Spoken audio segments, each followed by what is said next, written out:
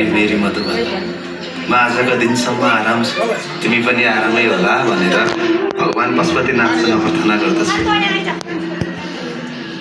मैले तिमीलाई लेखेको यो 15औं चिठी भए पनि मेरो मनले तिमीलाई हर पल अनगिन्ती पत्र लेखिरहेको छ।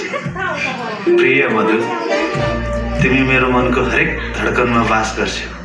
तिम्रो मुस्कान मेरो संसारको सबैभन्दा उज्यालो रङ। यो रङले मेरो जिन्दगी सधैँ सधैँको लागि रङ्गाउने मन छ। मधु, म तिमीलाई यहाँबाट छिट्टै नै भगाएर लिएर जानेछु। अनि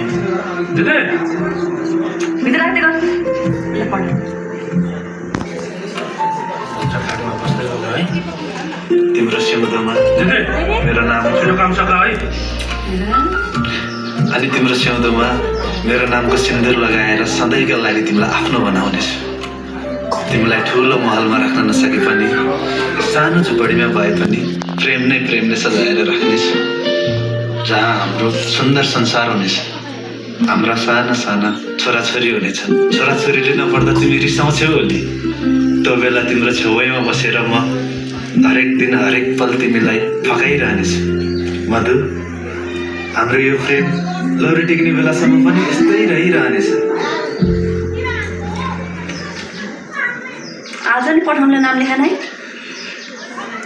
अब लेखेको भए त पढिहाल्थे नि। अब देखो यस्तो बेरामी चिठी लिएर साइकल घडी टिरिङ बज्दा आउने होइन।